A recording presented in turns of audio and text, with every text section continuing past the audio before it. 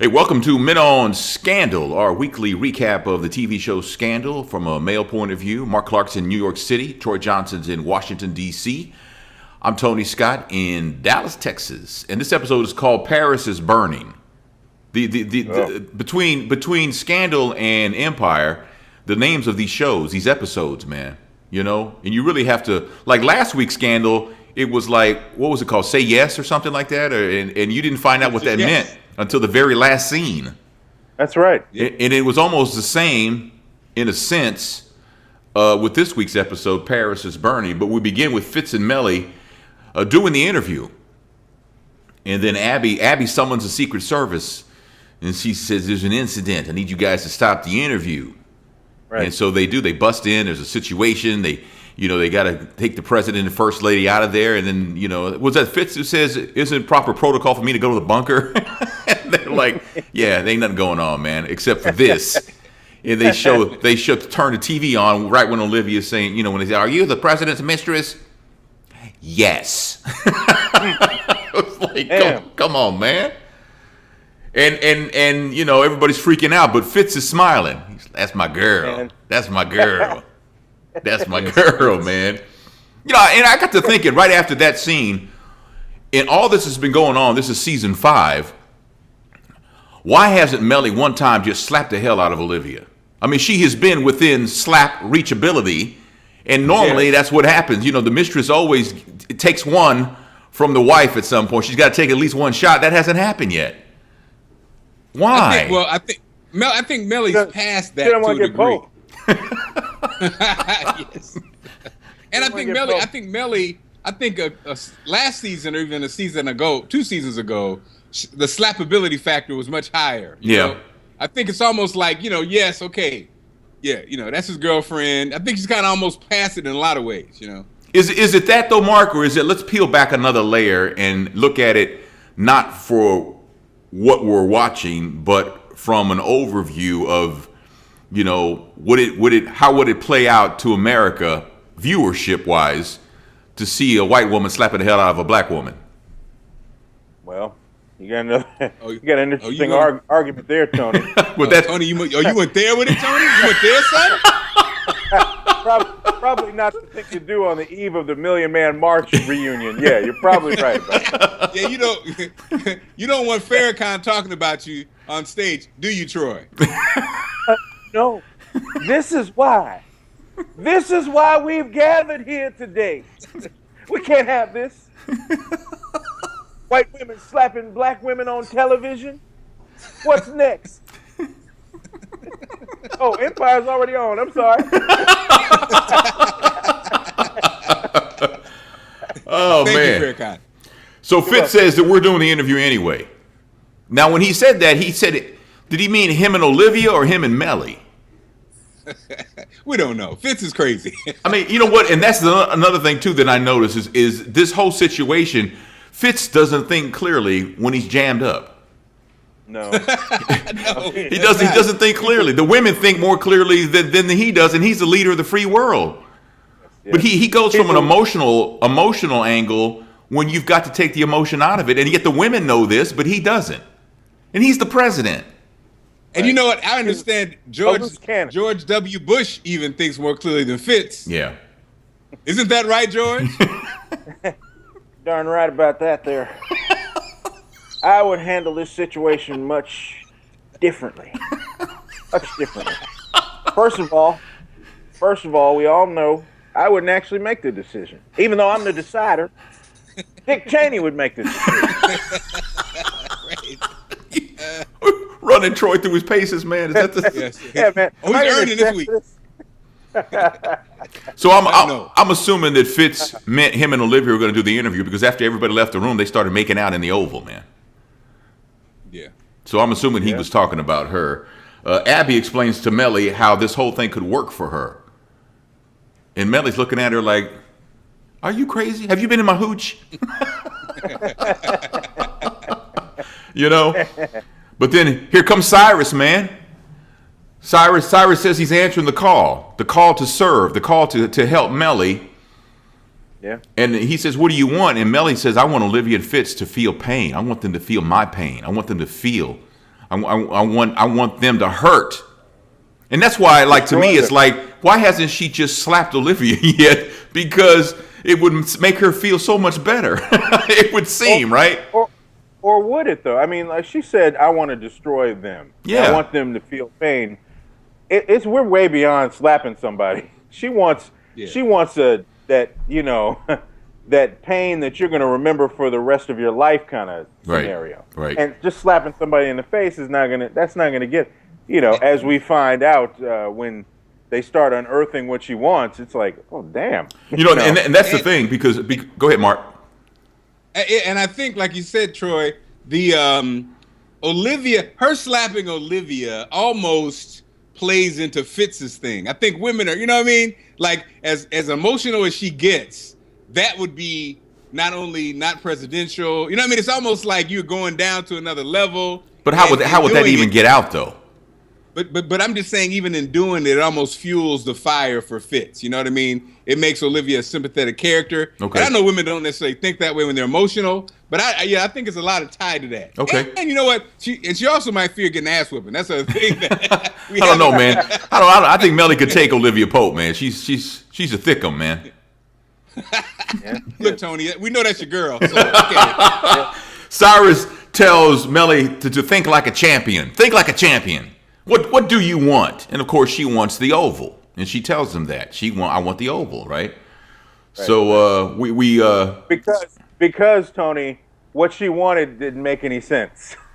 Yeah. And Cyrus said, look, what do you really want? Mm-hmm. You know, when you get done all this bashing folks and all that stuff, ultimately it's about you becoming president.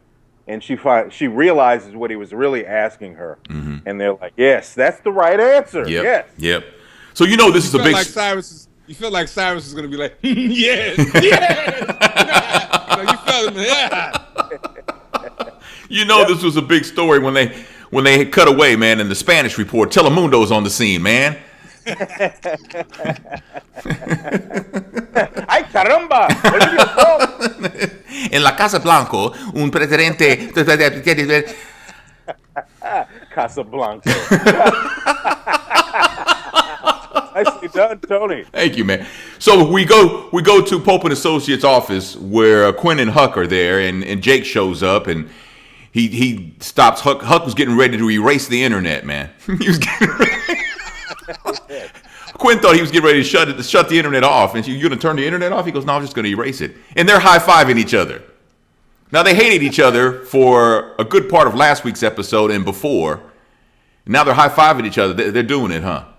They're back together, man. Yeah, they're back together. So they love each other. They do love each other in a sick, weird, kind of sadistic way. So yeah. Cyrus tells Liz and Abby that Fitz is Melly's bitch. Wow. Mm-hmm. Wow. Never thought Fitz would be somebody's bitch, man. To Cyrus's credit, he's absolutely right. But here's the problem: Fitz don't care about the office, so fine. You know, it's like he wants to be president. Yeah. He wants Olivia. Man. Right. Now Cyrus, in this negotiation of what Melly wants, you know, he's got to throw his own in there. He says, you know, he won't negotiate with Liz. He doesn't like Liz. Liz got his job, and he won't negotiate in his old office. Right. I was like, man, throw some stuff in there, man. There were some interesting demands. You know, Olivia can't move into the White House. She can't interact with the kids unless she specifies it's okay. Mm-hmm. All of these things that are highly unrealistic in a modern relationship. I mean, he is willing to take all of this nonsense to move on from Melly, though. Yeah, well, that's true.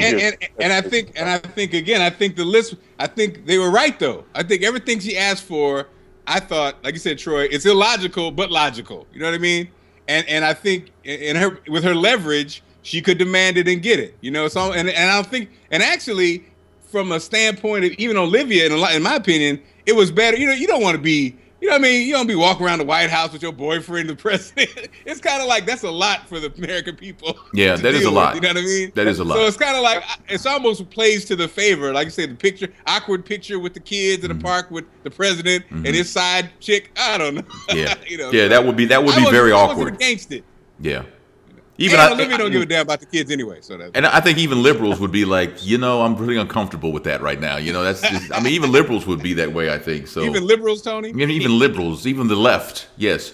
Abby and Olivia have it out, man.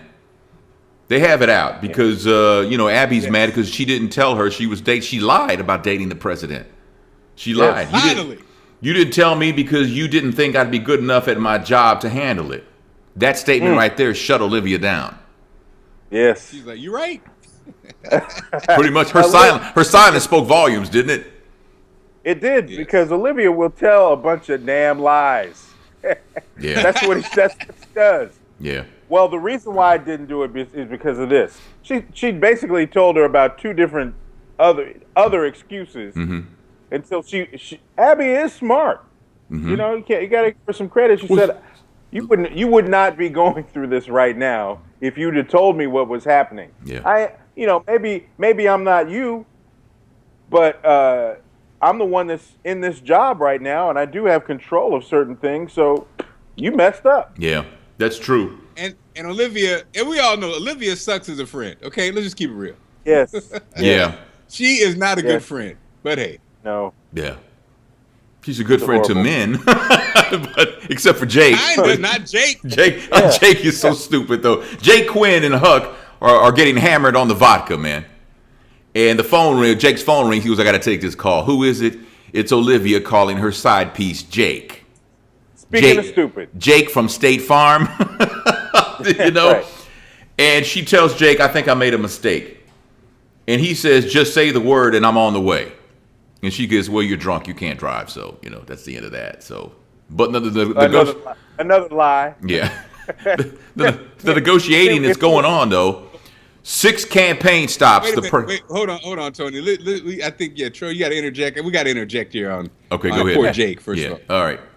Well, like I said, it's another lie, because if he was not drunk, he would have definitely come over, but she would have had an excuse for, no, I can't do it right now. We spooned the other day. It would have been some nonsense. And falling for that banana in the tailpipe. And I just want people, Tony, I wanted to interject, Tony, because I think lovers and people, I think the bad part about this show is the power of, and again, my wife loves it. I think a lot of people love the romance or the fantasy. And I think the reality is a lot of folks like Jake, any man that would put up with all that stupid craziness, come on, that's sending a bad message to, no. Nobody is that, no chick, no dude is that special where you just keep putting yourself in danger and getting trampled on, and it's the same thing to me with Olivia and Fitz. Like the love is so strong, they'll do anything. Hey, y'all, don't take this stuff seriously. It is a fantasy, okay? I just want to say that. Thank you.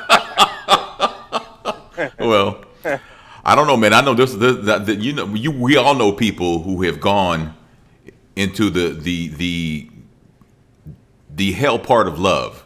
Love is a beautiful thing, but like everything, there's a bad side to love. We've all been there. We all know people who've been there and will just about slit their wrists to get attention from the person that they're in love with. That's the hellish part of love, right? Yeah.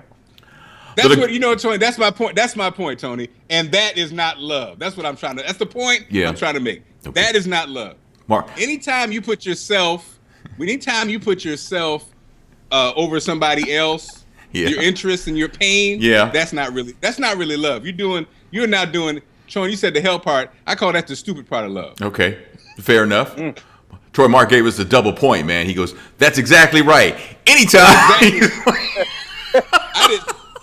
And I had a booger on this finger. I was like, oh. We got the stereo point, man. Both sides, both channels, man. So the negotiation is going on between, what Cyrus and Melly want from the president, and they want the president. He has to show up at 6 campaign appearances, right? And what else? Already the stuff we mentioned already. Yeah, but the thing we didn't mention though is that Olivia cannot take the Mrs. Grant name. Right. She can't do that, and he says, "I want that in writing." Yep. Yeah. So then, like you said the 6 campaign stops, the house in California. Mm-hmm. And the children. Cyrus put in $500,000 Yeah. annually that you can use at your discretion. discretionary money. Wow. Who doesn't want that? If I'm Melly, I'm like, if she's giving me $500,000 a year to do what I want with, she can be Mrs. Grant. Okay, it's all good. Right. And don't the president only make like $420,000 a year? Well, I think he's like most politicians. He's independently wealthy, man. He's just politicians. Politics is a hobby for them, man. It's not a job. My bad. I'm plugging my life into his life. Yeah. You know what? I've noticed a few things. Not just this season, 3 episodes in, but even in past seasons, man. Have you noticed that Abby has a run that no one else can do? Abby, the way she runs when she's running from one place, the Abby run, man. Have you noticed this? Like she's running like her shoes are like 3 sizes too small, and she. That's how the show started today. Yeah. Well, she took her shoes off and she was sprinting to the room where they were being interviewed. But I just happened to notice the Abby run, man. Now, next time, the Abby run. You got to check that out, man. Melly says no to everything. Everything she asked for, she got, and then she says no. No. She wants more. Yeah. She wants more. And then she goes in on Cyrus. She doesn't know Cyrus. what that more is. Yeah, she doesn't know, really. And then she goes in on Cyrus and says, "You sat at home too long with your whore. You've lost your edge." Damn. Excuse me? Wait a minute. So, if I'm Cyrus, I'm like, I came in to help you. What are you going in on me for? It's like, what is, shots fired. Yep. And Cyrus says, I'll see what I can do. So that's where we are with that. So I thought it was funny that Melly said you just been at the crib laying around with your whore, and once again, the child was not referenced. Damn. Oh, damn. What's her name? Ella. Hello? Exactly. Ella. Damn, Ella. Poor Ella. That's Damn. Ella has now taken Jake's place. Poor Ella. Damn, poor Ella. Damn. I don't even remember what she looks like. I'm damn, Ella. Damn. The whore got a shout out, but not Ella. What's his name? Michael? Is it Michael? Oh, I forgot his name. What's the man whore's name?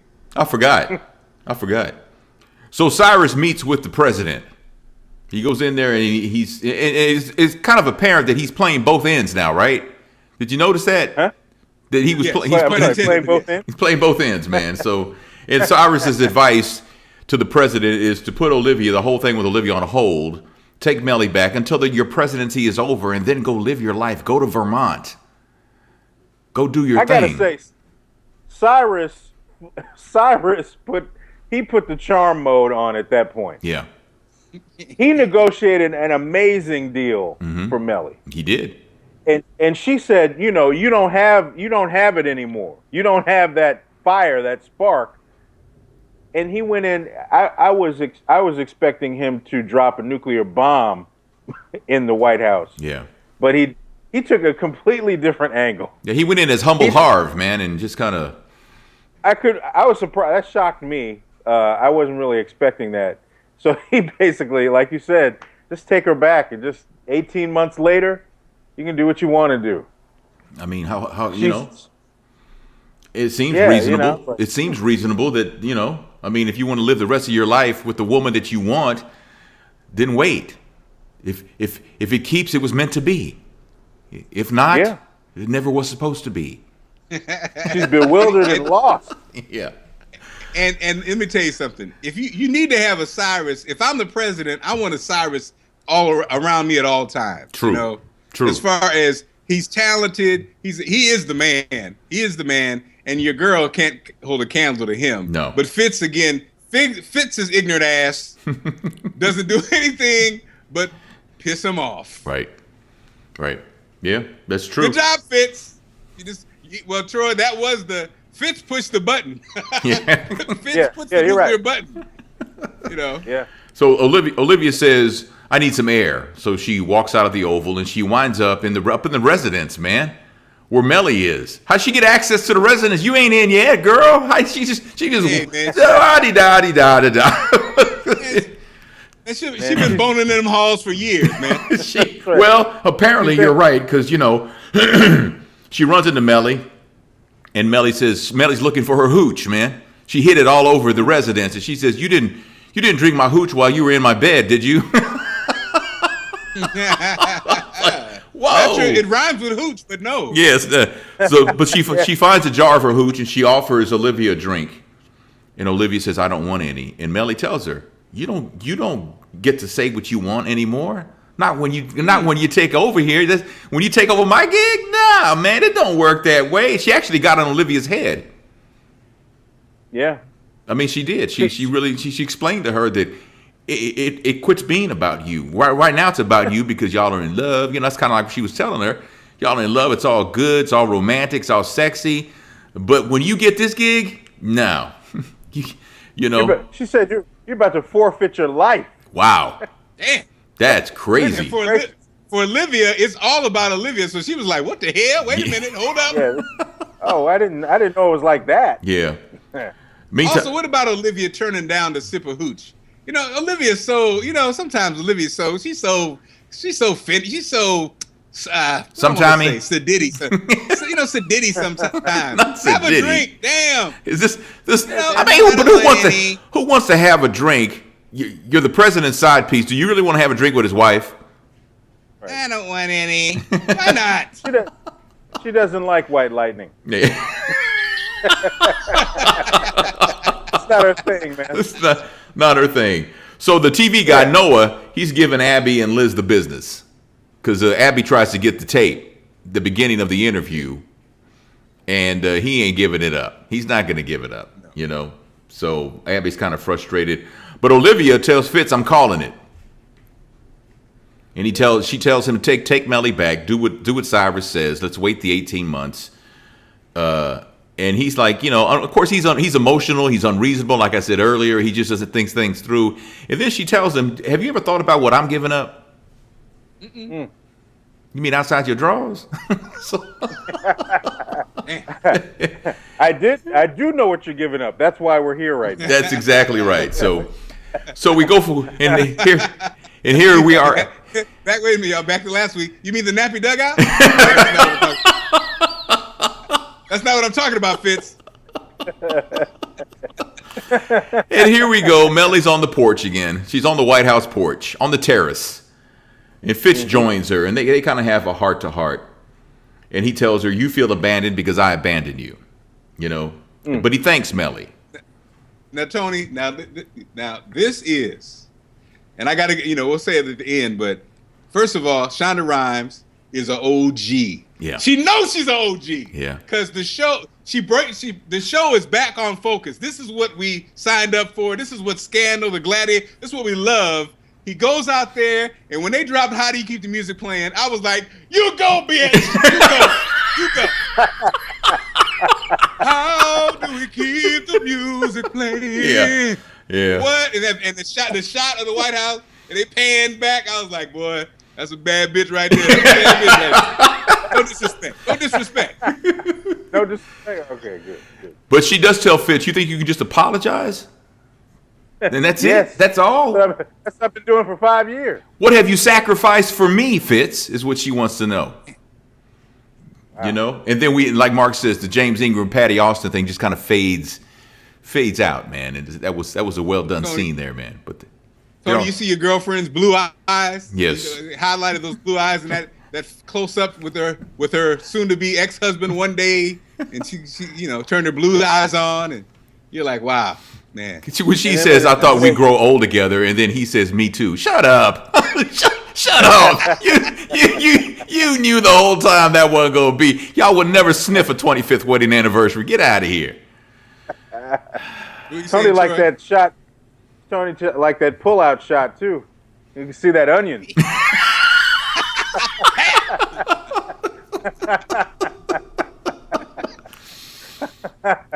Man. I hope your wife doesn't watch these, Tony. She watches. She enjoys them. She knows. Hi. Olivia apologizes to Abby for lying to her. Here's another fake apology. Yeah, and Abby sucks it up like an oric. You know what I'm saying? Oh. She's just, so she needs it. Abby needs the love. She needs love from Olivia. Yep. And now Cyrus is in the Oval by himself with the president. He makes his play, man. He thanks Fitz for taking his advice. And then he says, I'm begging for my job back. Let me come back to work. Let me come back to serve. Let me come back and serve at the pleasure of the president. And like Lucius told Andre a couple nights ago, Fitz says, no, you don't work here anymore. You can go. He was he had his papers out. You know when you don't look up at somebody and tell them something. You do not work here anymore. And you can go now. Damn. That's a bad move right there, though, man. Oh, right. Hey. Let me, you know what? Olivia and Fitz have similarities sometimes. Yeah. Because why would you treat this guy? This guy would die for you. He really would. Mm-hmm. You know, he would lay down his life. He would kill for you, and you can't even say, "Hey, man, look, it's probably not going to happen, but I appreciate you." No, he treated him like a bald-headed stepchild. He treated him like Ella. Damn. And the best part is we don't get to see it very often.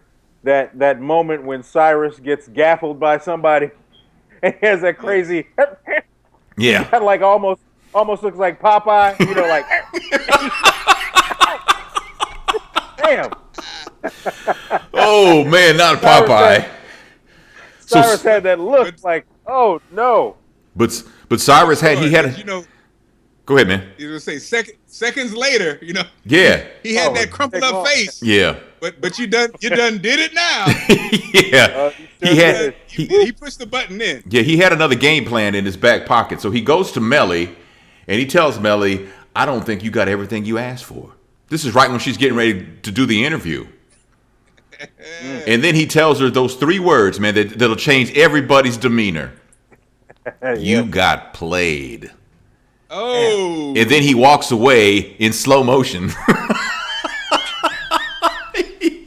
The slow motion swag, man. Man, that slow motion walk. I thought a rap video was about to come on. Sure, you saw some champagne pop in the background. Man, I dropped the mic and everything. Yeah.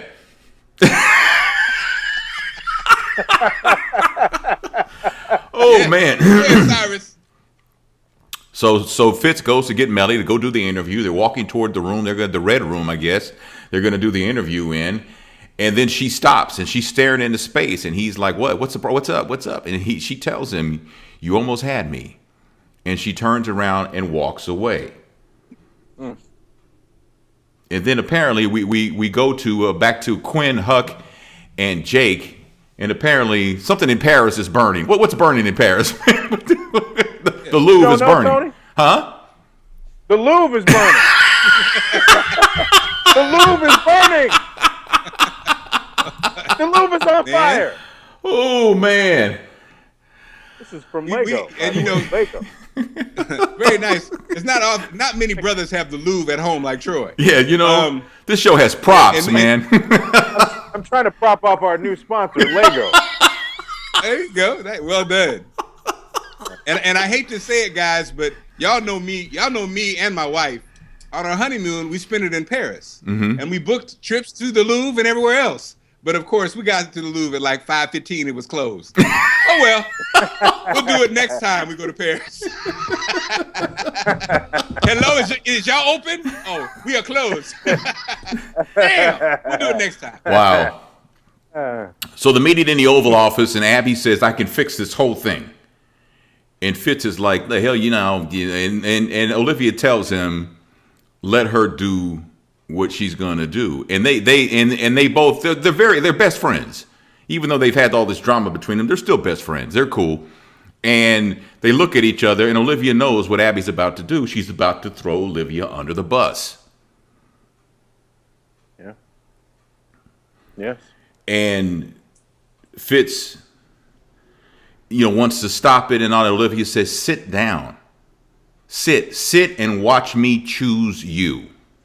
I'm about to get chose. Yep.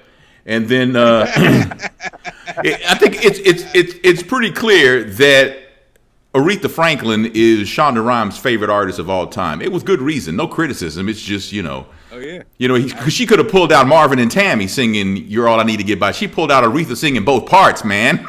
She's like, well, and by the way, on tonight's show, Hanging Downtown with Mark Clark, who did it best will feature Aretha Franklin versus Marvin Gaye. well, Thank you. Well, about what time will that happen, man? At 9:00 Eastern time. 9:00 Eastern time, and you can know, listen. there's no argument. There's no argument there now. Come on. But I mean, it's just. Well, see, it's tough, Troy. It's tough. Like I say, guys, there's no winners or loser. It's just a chance to have a great conversation about great music. Join me. So Abby threw Olivia on the bus, man. She's the party girl. She's been connected with powerful men in Hollywood. Well, y'all know how she is. Y'all read about her. Y'all know what's up. They were like, you mean the guy who was black? Yes, the congressman who was black, yes. Yeah, there was one of them. Yeah. So the final scene is Papa Pope. Papa Pope, in prison, and the TV's on, and he's watching Abby at the press conference throw Olivia under the bus. Was he playing Sudoku? Let me tell you something, man. I know we're not doing our full wrap up yet, but I gotta say this as this scene unfolds. People that make television these days got to get these jail scenes right. All these Empire, Scandal, come on now. No way Rowan should be in with a group of people. Right. And sure as hell shouldn't be watching no TV. Right. He put his wife in a hole. Come on. Yeah. Well, you're right. He actually did. So, but Eli gets jumpsuit. Come on, he should be in a hole butt naked somewhere. But he gets a visit from Jake, and Jake tells Eli that the Louvre is on fire. What is the significance of that? What is that? You'll find out, Tony. Yeah. That's it? It's a sign. Well, Tony, it's obviously a sign. A certain terrorist is now back in action because they no longer have the organization that was keeping the world in check has been dissolved. Right. So now you know what we must do. Mm-hmm. Bring it back. Bring it back. Okay. Man, Let's put the band back together. Yeah. Yeah, that means Jake, Papa Pope, Fitz, Olivia, it's all, never mind that he's got a whole, staff, Department of Defense, Secretary of State, that's Army, Navy, Air Force, Marines, Coast Guard, ROTC. He's got it all. We don't ask for experience. We give it. You won't read it in a book. You'll live it. No, thank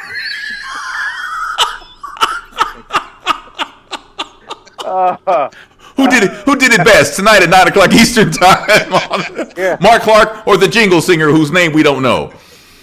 That's right. Oh man. So that's how the episode ends, man. So tell me where I went left on you, man. Well, we neglected to talk about Abby in that moment where she's deciding to throw Olivia under the bus, and she said, "Let me fix this." And Olivia was like, "What?" Like, hey, yes, that's my catchphrase. But she said, "I learned from the best." Well, Abby did tell her that. I mean, it was funny because, like you said, Abby needed those props to stay focused on what she needed to do, but it went directly to her head. Like she went, "Let me fix this." I like how Olivia, now that it's all out, now that she doesn't have to sneak in the White House, has on a real sensible outfit. That was a nice outfit, basic though. Kind of, Is you know what I mean? But it's like it wasn't the killer. Normally she's the killer. Yeah. And you go, oh, every time, every jacket or whatever. This was more like you said, Tony, it's a nice outfit, but it wasn't her, killer line. This was the more casual line. Is this after you got the man line, I guess? Outside of the time that she was kept prisoner in that, for that episode, is this the first time she wore one outfit the entire time? Yeah, she Might dialed be. it back. You're right. She did dial it back a little bit, huh? But it was And a what day. What bed, by the way? What bed did she go lay in when she took a break? Oh, when she talked to Jake, I was Yeah. I was wondering the same thing too. How'd she wind up in a bed and again? Bed is that Lincoln's bedroom? Is that? I thought I saw like a slave picture on the side of the wall. But no, I don't. no. I missed It that. was Lincoln's bedroom. I'll have to go back and watch that, man. I missed that part. So, man. Yeah. But that's Also, what about that, guys? What about that when she did call Jake? If you've ever been on the other side of somebody who either played you or you just are sick of or had enough of, first of all, Jake, he's still ready to fight any war. Mm-hmm. But in real life, it's more like, yeah. It's more like, Right. what? Yeah, what? You get the what or the yeah? You ain't trying to, what? You already ran me through, you ran over me 80 times. I don't have much left in the tank. What is it? What do you want now? Because you don't call me unless you want something. Yes. But Jake's like, tell me what time to come get. Oh, Lord. grow a pair. Right. Come on, Jake. Yeah. Laying in the bed. If she said, I miss you, and I'm Jake, I would have threw that damn phone. I Yeah. miss you. That's if you're Jake with testicles. If you're Jake with no testicles, then Well, you do. well, and Huh? the line started with her saying, "I think I made a mistake," Yeah. Yeah. and it was kind of like, "Please don't say that you. We didn't go through all this, Yeah. and you really want to be with Jake." She didn't, but it was kind of like, "Oh Lord, please Yeah. don't say that." I thought she was going there though. I thought she was going to go there because I mean, clearly she's toying with him. Okay, let me ask y'all this. Does Olivia 100% love Fitz? No. Yes. No. You guys answered at the same time. I don't think so Tony, because if she 100% loved Fitz, she would cut off all contact with Jake. She would tell Jake, "Look, I'm going to be with Fitz. I love him unconditionally, and you need to go away and get out of my life because it's over." She doesn't have Tony? to say that. I mean, Troy. She doesn't have to say that. Well, Tony. but I mean, she You know doesn't why? she doesn't love him like that. Though. Well, because if this looks like that situation where, but I thought that, well, that's what you get for thinking. I never told you I was in love with you. You knew I was at the White House. Right. Yeah. Yeah. Now, I will say, It sucks for you, Jake, but I didn't really, I called you from the White House, right? I was at 1600 Pennsylvania Avenue, butt naked. Yeah. Okay. I'll talk to you later. well, and you know what, guys? I think this is what makes this kind of stuff great. Because I guess you're right. We all have the way we love and the things, like you said, the last straw for me is if I ever feel you don't love me, then it's okay. Let's move on. Let's move. Let's call this. You know what I mean? Some people can, like you said, Tony. I said earlier when I did my whole soliloquy. Some people can deal with that up and down, off and on struggle. I'm just simple. I'm like, hey, you love me? You don't? Okay, you don't love me? Peace out. If you do love me, I'm on board. But so it's for me, it's more cut and dried. But I guess Well, Mark, in this situation, we're talking about people who have had their moment in the sun, quote unquote, as the show says, and they separate, and then something draws them together again. So you say, let's ask you, Mark. So yes. Someone says they don't love you, you move on. Well, what if they rectify whatever the problem was, or maybe they have a change of heart? What do you do then? I don't open myself up again for that. Okay, so one and done. One and done, baby. It's easy. Okay. It's like, because to me, love is love. I love all of y'all. You know what I'm saying? We love each other. I love you guys. I love everybody. So when we have a relationship, it's like you're taking it another step. So if you have any kind of like, I don't know, I do know, I don't know, that's okay. That's okay. I ain't the one for that, but I love you. Go do that. Go find somebody else. You know what I mean? Like, that's how I look at it. Like, because my love for you doesn't stop. We still are special, but no, you're not really that clear about it, and there's nothing wrong with that. Right. But I'm not going to be the person where you push the button on and off again, because I don't do it like that, Yeah. Okay. All right. Fair enough.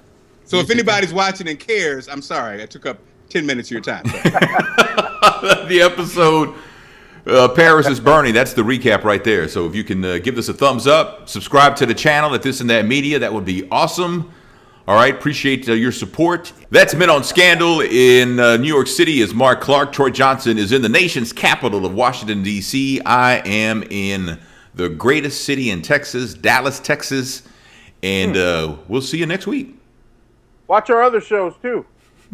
Men on Right. Empire, Men on... We got to do a new Men on Everything, man. That's right. All right. We'll see you But next watch time. it.